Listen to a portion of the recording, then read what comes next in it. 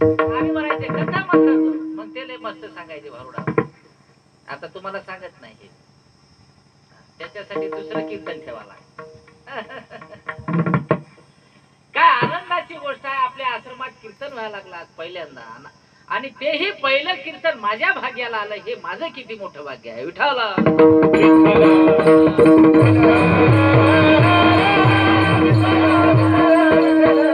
महाराज पाहायला आलेल्या हजारो लोकात कीर्तन करण्यापेक्षा महाराज पाहायला आलेल्या लाखो लोकांमध्ये कीर्तन करण्यापेक्षा 100 सद्गुरु भक्तांच्या मध्ये उभं राहून कीर्तन करणे, सेवकांच्या मध्ये उभं राहून कीर्तन करणे, त्यांची सेवा करणे याच्यापेक्षा मोठं भाग्य मला कधी मिळणार आहे का याच्या पुढे? असं कीर्तन नको मला. हे फक्त जे काय शब्द आहे महाराजांचे, मज दास करी त्यांचा, मज दास करी जो संत दासांचा संताचे जे दास आहेत, गुरुचे दास आहेत, त्या दासाचा मला दास लक्षात ठेवा. म्हणून असे जे अंतःकरण अंतःकरण वृत्तीने जे ज्यांचं अंतःकरण वाळवंटासारखं स्वच्छ झालेलं आहे, ज्यांच्या अंतःकरणामध्ये हा भाव प्रगट होतो, यारे यारे लहान थोर याती फलते नारी नर करावा विचार न लगे चिंता कवणाची, अशी ज्याची वाणी झालेली आहे, असं ज्याचं अंतःकरण झालेलं आहे, अशा संतांची सेवा मला कोणत्या पुण्याईने मिळेल हे महाराज अभंगाच्या पहिल्या चरणात सांगतात. परंतु त्यांची सेवा करण्याकरिता ते मला मिळणं फार महत्वाचं आहे.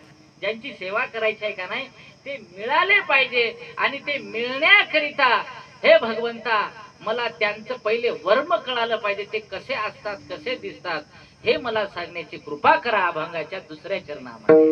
ऐसे वर्मे माझा दाविना,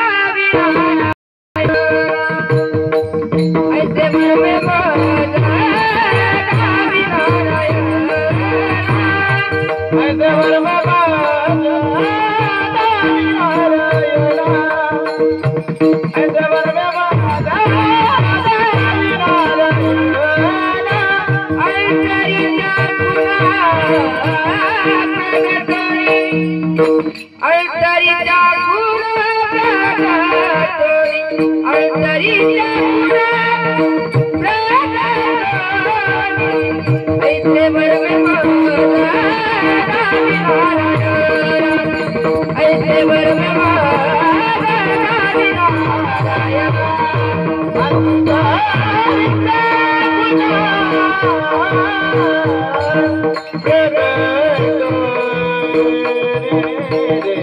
Hey